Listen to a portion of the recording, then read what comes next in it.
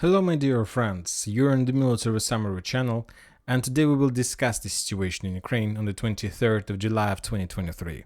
Today we have a lot of very interesting updates, so let's start.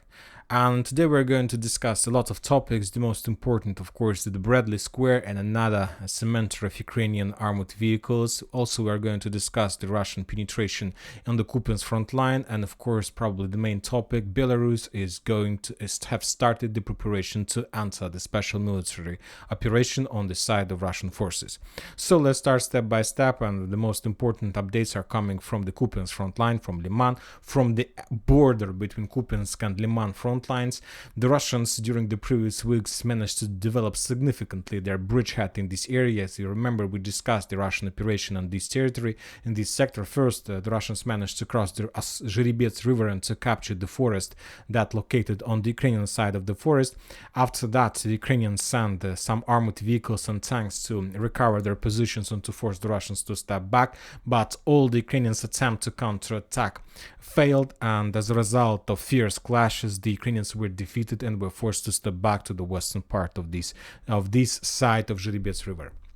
After that, the Russians continued sending more and more forces and infantry on the Ukrainian side, trying to develop the bridgehead. Yet we haven't received a lot of video or a lot of photo confirmations from this bridgehead, just some reports from the soldiers and the officers on the ground, from Twitter, from Ukrainian military experts. And yet we haven't received like the Russian forces in the settlements with the flags and so on. We just received the messages and so on. But something tells me that there are a lot of things have happened on this bridgehead, and that the Russians managed to penetrate the Ukrainian defense belt, and currently the Russians are trying to advance to the west. And as I understand, as I see, the Ukrainians don't have possibility and they don't have nothing to show the Russians and to stop their advances. Later the Russians managed to penetrate defense and to defeat the Ukrainian offensive operation, and this week the Russians started development the bridgehead on the northern part of the main bridgehead on the south, and the Russians crossed this river in the vicinity of Kovalovka in this area.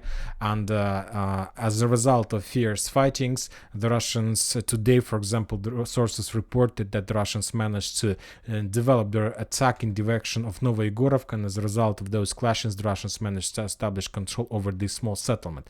Before that, the Russians launched artillery preparation. This is the only video probably of the previous 48 hours. As you can see on this video, the Russians were bombing and shelling these forests. This video is geolocated.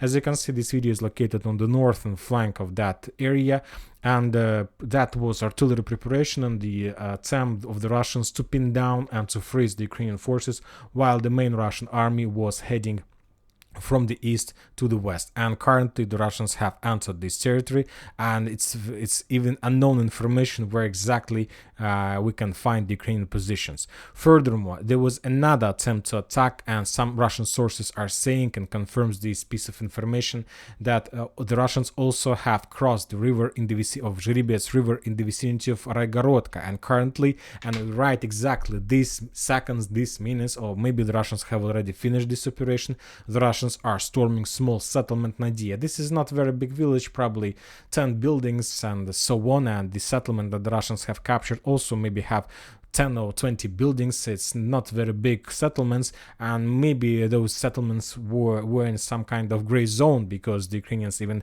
didn't invest their time and money to create real fortifications. But anyway, we see that I believe and I expect that the Russian will be able to establish control over the settlement Nadia and Sergeyevka, and that means that as a result of this, let's say, offensive Russian operation, within the next 24 hours, the Russians will be able to establish control over this bridgehead as well.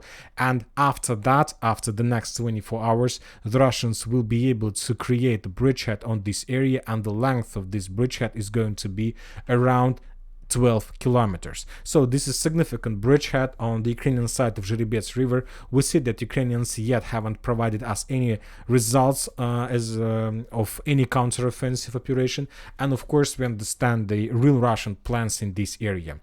If you remember, a few days ago, the Ukrainian sources reported that the Russians have accumulated 100,000 army in this area. This is like real fresh forces, and currently the Russians are trying to use this army to split this territory in two parts. I expect that within the next week we are going to see at least 3 operations of the Russian forces. The first attempt to attack, the first direction of Russian attack is going to be from the main bridgehead on the south, let's say the old bridgehead, in the vicinity in direction of Cherneshina. This is the first Russian attempt, first local attack of the Russians is going to be. As I understand, the Ukrainians haven't prepared the normal real fortifications, so I am not sure. I don't think that this is going to be a very difficult attack for the Russians. The next direction of Russian attack is going to be from the newly created bridgehead in Nadia in direction of Pershatravneva. This is going to be the second Russian direction of attack, and this is going to be the secondary directions, because the main purpose of these operations is going to pin down the Ukrainian forces, to freeze them, and to freeze them on the flanks. And the main direction of Russian attack is going to be between these two directions. First, the Russians will try to attack Novosergeyevka, and after that they will try to proceed to the west in Shyikovka. So this is the main Russian direction of attack, and they will try to make this deep attack. They need to dig in deeper, as much deeper as possible, and to capture this settlement. And also, of course, they need to capture the northern flank and the southern flank, and to secure and to create this very big and very dangerous salient. And if the Russians are able to do this, and as you can see, according to information we have, the Russians do really have possibilities to implement this operation, the entire Kupyansk Liman bridgehead, the entire let's say area between Oskol and Zherbets river will be cut in two parts. The southern one, the real Liman front line, and the north one is Kupyansk front line. After that, the Russians will, of course, this operation, of course, going to take part probably in August or September. The Russians will continue movements to the south, trying to creating another point of pressure on the Liman front, Ukrainian Liman area, and of course, the Russians will attack to the north. When talking about the northern operation, everything is not so easy in comparison with the Liman front line, because Liman was taken in the past only from the north. It was taken by the Russians during the first attack on Liman, during the first battle of Liman. During the second battle of Liman, the Ukrainians were moving the same way from the north. It's very difficult to capture this settlement from the east, and so there is no problems, no doubts about the destiny of Liman if the Russians can implement and create this salient between the two front lines. But when talking about the movements in the Kupyansk, this southern attack is not going to be the primary attack. This is going to be a secondary attack, because there is no sense in movements to the north if you don't have the bridgehead somewhere in the vicinity of Kupyansk, let's say in the area of Dvorichne. Only by attacking Kupyansk from the back you can establish control over this territory. So the main attack, when talking about the Kupyansk, is going to take place in the vicinity of Dvorichne, where the Russians will try to capture the Ukraine's bridgehead on their side of Oskol River, and after that they will turn to the south and attack Kupyansk from the north.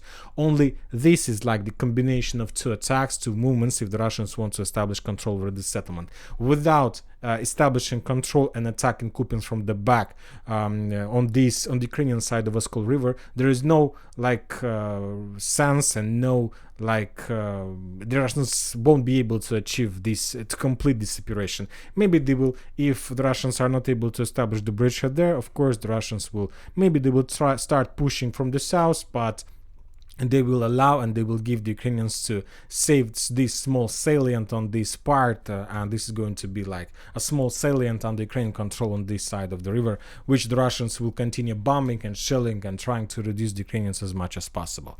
The Minister of Defense of Russian Federation reported that as a result of fierce fightings on the Kupyansk and Liman front line, the Ukrainians lost 30 soldiers on the Kupyansk front line and 6 armored vehicles, and 130 soldiers on the Liman front line. And the clashes for this Karmazinovka bridgehead, and this bridgehead is a part of Liman front line. So as you can see, the level of losses is very heavy, and basically those losses took place exactly in this area.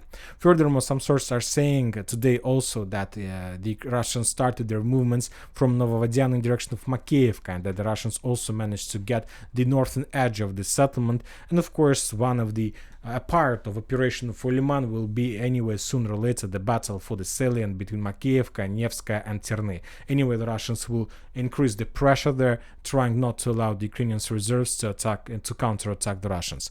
The Ukrainian sources are saying that the main reason of such a fail of Ukrainian forces on this bridgehead is that as a result of Ukrainian regroupings and so on, the Ukrainians were forced to redeploy most of their artillery systems to Bakhmut area, to Liman front line, and to Orekhov area. And currently there are not many artillery brigades left in this area. According to this map, we see just 27th Rocket Brigade, Ukrainian Rocket Artillery Brigade, and 50th Artillery Recon Brigade. So as I understand, there are not many brigades that artillery brigades that Ukrainians can use for counter artillery duels and to slow down and to stop the Russians. Furthermore, I will not be surprised if the next days we're going to start receiving first video confirmations of usage of cluster shells, cluster rounds on this area from the Russian side, as we discussed in my previous videos about my understanding and my projections regarding this situation. Now we're moving to the south, and we're going to talk a little bit about Bakhmut, Artyomovsk, Klishchiivka. We haven't received many updates from this area. Basically, the Russians were focused mainly on the Kupyansk front line, on Orekhov front line. The Ukrainians made significant attack, very powerful attack in Orekhov, and main attention we paid to that area. Today we got just a few updates that the Russians attacked the Ukrainian positions, Ukrainian hidden positions, artillery systems that probably ruined the Russian life in the past. That's where Ukrainians were using for counter artillery duels. And we also got and destroyed another Ukrainian air defense system with Lancet. We haven't received any real videos of clashes in Klishchiivka and Andreevka, just a few, not old videos, probably 24 hours videos about some movements of Ukrainian armored vehicles in this area. So as I understand, because of that reduced of level of video and photo confirmations from this region, I understand that the parties, either the Russians and the Ukrainians, took a decision to make a small operational pause, to bring more reserves, more reinforcements, to get ready before the next waves of attack. After the battle, after these current waves of battle of Orekhov ends, the Ukrainians will restart their offensive operation in this area as well. But there are very high chances, and if you ask my opinion, I would, if I was Ukrainian, I would stop any offensive operation in the direction of Klishchiivka, and I would start redeployment of the forces in this area to the north, in direction of Kupyansk front line. And there is a very high chances that Ukrainians are very smart, and they understand and they realize the risks of situation on the Kupyansk front line, and they will stop their offensive operation in the area of Artyomovsk, and they will start sending and redeploying their forces to the north. Also, we got another very interesting video. This video we're going to use as a video for geolocations. The Ukrainians published another video how they were bombing and showing the Russian positions among these fields, basically confirming this control over these small brushes and forest line under Russian control. And the interesting thing that the Ukrainians also were using munition cluster rounds to attack this area as well. So as you can see, the Ukrainians continue using cluster rounds massively. We haven't received any updates from Siversk, no icons, no videos from 10th Mountain Assault Brigade. So maybe another reason of absence of any video or photo geolocations from this bridgehead is that Ukrainians are trying to redeploy the forces, drone forces, mainly drone forces, artillery forces to the north to stop the Russians' advances in the vicinity of Karmazinovka bridgehead. Now we're moving to Donetsk, and the thing is that we also haven't received a lot of updates from this territory. Just the videos of that we discussed in the previous video, how the Russians discovered and destroyed Ukraine headquarters in Krasnogorovka, the headquarters of those forces who were attacking and bombing and shelling the Russian positions in the coal mine. On this video we see how the Russians discovered the ammo depot headquarters, and as a result of probably guided bombs they destroyed those settlements, but we don't have any numbers about the loss of the Ukrainians. And finally we are getting to to Bradley Square. Before that, the Minister of Defense reported that as a result of fierce fightings on Donetsk front line, the Ukrainians lost 370 soldiers, 30 armored vehicles, and 3 artillery systems. The Russians reported they managed to repel 14th attack on this bridgehead, and mainly these attacks took place the previous 24 hours and probably till this morning of the local time. Now we are getting to the Bradley Square. As you can see, there are a lot of icons, and the Ukrainians try to attack the Russian positions with a lot of tanks, using a lot of tanks, a lot of armored vehicles, a lot of personal carriers, armored carriers, a lot of infantry, and so on. And they, if you remember, during the previous week, we discussed this bridgehead many times, and the main videos we got from this area, there were a lot of videos about demining process. If you remember, the Ukrainians were trying to demine this line, exactly this bridgehead, and as I understand, at least this morning, the Ukrainians have completed the demining process of this area, and this morning they launched significant attack from their side using dozens of armored vehicles, dozens of personal carriers in direction of Robotina. All those attacks were repelled by the Russians, at least according to the Russian sources, but it's not just the text messages, we got also a lot of video confirmations of that. First, let's start probably with the eastern flank. On this video we see how the Ukrainians launched their attack. There was a lot of Bradleys, personal carriers, lots of tanks. They were heading to the south along these areas, and as you can see, at least on this video, we see how the Ukrainians Bradley was destroyed by the anti-tank weapon, not by artillery system or drone. And also we got some videos, and we got some first messages from the Russian sources. It took place somewhere at 10 a.m. of the local time. The Ukrainians lost 3 Bradleys. One Bradley was destroyed by the FVP drone. One Bradley another one was destroyed as well, and one tank was destroyed, and around 70 soldiers were killed as a result of attack on the eastern flank. When talking about the western flank, the Ukrainian situation, the Ukrainians managed to achieve some results. They also launched a significant horde of Ukrainian, very big horde of Ukrainian forces. We got a lot of videos of that. For example, on this video we see how the Ukrainians are moving along the brushes, along the forest line, sending one wave by another. There is a real convoy of tanks, Bradleys, light vehicles, T-64 tanks, probably demining equipment. They were moving along the lines that were already demined by the Ukrainian demining weapon. As you can see on this side, the Ukrainians have split their lines in 2 parts, and they will continue moving to the south with dozens of armored vehicles. Here we see at least 2 tanks, probably one Leopard and another maybe T-64 or T-72 tank that were heading to the south. They were trying to bypass destroyed vehicle among the fields. On this part we see a fresh destroyed Ukrainian vehicle, and this part we see another destroyed vehicle. So that attack was a little bit more successful in western flank in comparison with the eastern, but mainly because of number of forces that were involved in that attack. Because when talking about the results, either the western and the attack on the western and the eastern flank were repelled by the Russians, but the forces from the western flank were able to develop their offensive operation a little bit further, and the Ukrainians on this area managed to get let's say the edge and the edge defense belt of the Russian forces. So the Ukrainians from this area were moving from Novoandreevka. So this is Novoandreevka. They were heading to the south. They split some forces, and after that the Ukrainians managed to get these fields, and as soon as the Ukrainians got to these fields, the Russians launched their drones, dozens of drones, and the drones completed the Ukrainian story of offensive operation. Furthermore, the Russians started using drones much earlier, but when talking about the area between Novodanilovka and that road, the Russians were using Lancet drones, and they have such a possibility. In this video we see how the Russians attack the Leopard with Lancet drone, and as you can see, the Russians attack Leopard exactly in the area where the Leopard has its rounds and so on. Leopard was destroyed, but those vehicles, as I told you, who managed to get Robotina, the Russians start bombing and shelling them using just regular FVP drones.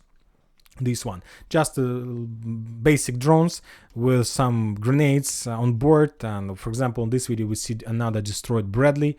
A little bit to the north we see another destroyed armored vehicle of the Ukrainian forces. As you can see, the Ukrainians tried to launch some smoke barriers. On this video we saw the attack of Leopard, and probably on this video we see how the Ukrainians Bradley was attacked by the Russian forces. A lot of losses, and after the Ukrainians were completely defeated, the next thing that the Ukrainians started doing is retreating and withdrawal their positions. They start running to the north, and it's the artillery times at this moment came. The Russians start bombing and shelling the Ukrainians infantry who were heading to the south or who were trying to hide in this area. So as you can see, the situation is very bad, and let's say the strawberry on the cake is after everything almost have been finished. The Russians send their helicopters Ka-52 to this area. If you remember, recently we've seen them on the Bakhmut and Artyomov's front line, and as soon as Ka-52 arrived, another dozen of Ukrainian armored vehicles were destroyed as a result of fire of Ka-52. So that was not a very good day for the Ukrainians. As you can see, without air support, there are no chances for the Ukrainians to do anything, to develop anything. One more time, we can see that the entire operation was split in few parts. The first thing was minefields. The Ukrainians lost a lot of tanks, but they were trying to demine. So as I understand, the losses wasn't so heavy. Then Lancet drones, then artillery strikes. Those who were able to get very close to Robotino was destroyed by the drones, and those who were retreating soldiers were attacked by Russian artillery, and those armored vehicles that were left in the fields or probably were trying to retreat back to Novodanilovka was destroyed by the Russian helicopters. And the main thing that we haven't seen even a single video of Russian tanks, that the Russians were forced to use their reserves to send tanks to start tank battles with the Ukrainian forces. Basically, that means that Ukrainians during that attempt, when they lost another couple of Bradleys, Leopards and so on, and a lot of infantry, haven't even met the Russian forces. Imagine yourself the level of this defense, that Ukrainians forces haven't even seen the Russian army. They was destroyed during this let's say redeployment process. So it's a terrible situation, and I'm not sure what the Ukrainians are planning to do with this. The only thing that Ukrainians have published is that they were bombing and shelling the small settlement Novopokrovka. They claim that they managed to discover Russian positions in this area, and just regular artillery things. They bomb and shelled the Russian positions, trying to destroy probably the small defense belt. I don't think that this is like artillery preparation before greatest attack. Just regular day when the Ukrainian drones managed to discover Russian positions, and after that artillery completed their job. We haven't received much updates from Petykhatki, just the video that we discussed in the morning. Today we got very interesting, and the Minister of Defense reported that as a result of fierce fightings in Petykhatki, Orekhov, Vremivka tactical bridgehead, Mugledar, the Ukrainians lost 160 soldiers and 7 Leopards, 15 armored vehicles, including 10 Bradleys, 5 light vehicles, and 3 artillery systems. As you can see, the level of losses is very heavy. And on Donetsk, as we discussed, 370 and 30 armored vehicles. Losses were very heavy, and just during the previous 24 hours, the Ukraine lost up to 2 battalions. Now we're moving to the south. We got just photo confirmation of the situation in Kakhovka, and this in the Dnipro, as you can see, on the top we can see the video, all the video of that area. In the south we see a small desert in the central part of Ukraine. The situation is terrible. More updates, very interesting, and more updates are coming from Kherson. And the Ukrainians made another terrorist attack in Oleshki. They tried to kill the governor of the settlement that works with the Russian authorities. They destroyed his building, but as I understand, and the sources are saying that they haven't managed to kill the governor. He was evacuated, and nothing. And he's okay currently. Also, the Russians published the video how they continue bombing and shelling the area in the bridge.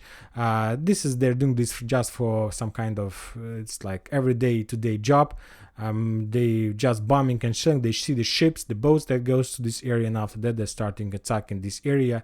And the Ministry of Defense reported that as a result of those clashes, artillery reduced, the Ukrainians lost 160 soldiers and 11 armored vehicles. Very interesting updates are coming from the south, from Kherson, from this area a little bit to the north, and the Russian claims that on this video we can see how the Russians managed to destroy the Ukrainian or the Spanish air defense system Skyguard Spy.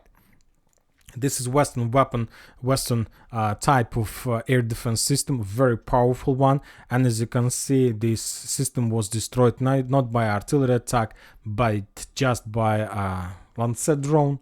So the Ukrainians do have a lot of problems with air defense. As I understand, the Ukrainians took a decision to redeploy their air defense system as close as possible to this area, maybe somehow to reduce the Russian possibilities of their attack in direction of Odesa, because Odesa is completely unprotected, and today we got a lot of videos of S-300 missiles that were launched to shut down Russian missiles, and basically they just fell down inside of the city, and there were a lot of casualties, a lot of destructions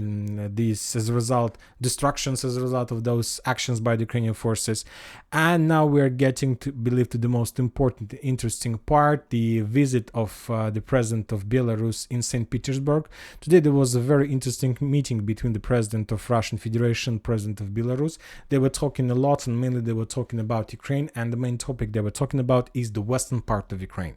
And the president of Belarus, Lukashenko, reported that Wagner's and Prigozhin started annoying him, and the main reason why they start annoying him is that Wagner's and Prigozhin wants to start war with Poland. He told that he's trying to calm them down, not to and currently, according to his words, he's the only barrier between the NATO countries and Prigozhin with Wagner's, and not to start the Third World War. That was his words. I believe that he was joking.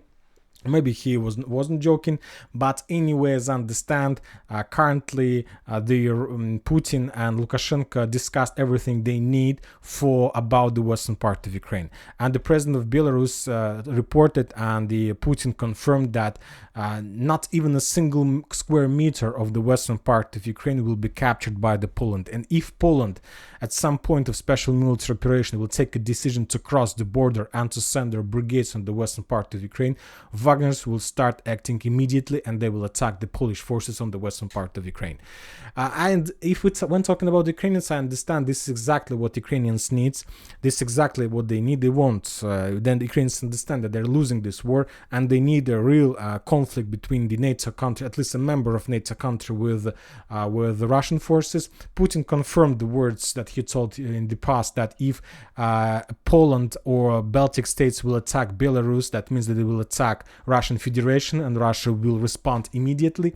And basically, as I understand, currently either NATO countries and Russia and Belarus try to determine the rules of upcoming war in the western part of Ukraine.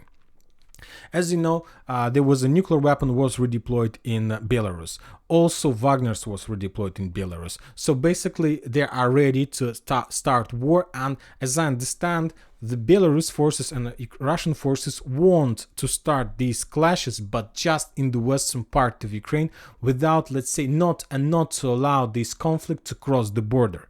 So basically, we understand that the main clashes between Poland and Wagner's will take place exactly in this area, in the vicinity of Kovyl, the western part of Ukraine. And we understand that the main camps that the Belarus and Wagner's will have will be located in Brest region in the south of Belarus. This is going to be the main camps with ammo depots, with healing centers, with hospitals, and so on. And also we understand that the main camps that will be Polish forces use will be located in the eastern part of Poland, so on this side. And the rules are the following: neither the Russians or Belarusians or Wagner's nor NATO forces can attack each other camps. So the Polish forces can't attack and strike against the territory of Belarus. The same situation with the Belarus forces and Wagner's. They can't attack the NATO camps on the territory of Poland. They need to everybody should stick on the territory of Ukraine. So this is the main rules that the president of Belarus and Russia wanted to send. This message wanted to send to the NATO countries, and now the game on the side of NATO countries, whether they're going to accept these terms or not. I believe that they will accept these terms because for now there is nothing to lose. But the problem of this game is that on this battle for the western part of Ukraine, there can't be the winner. There can't be the winner, because if a party understands that they're losing, we will see unpredictable consequences.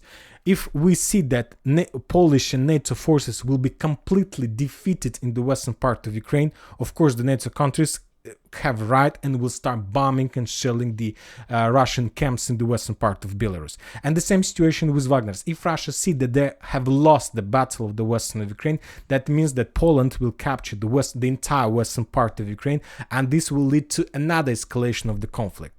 And there are no winner and there can be no losers in this battle. The only losers of the battle for the western part of Ukraine, of course, is the poor Ukrainians, who will be forced to leave their settlements, their homes, and they will be forced to live to the south or to the west, central part of Ukraine, and so on.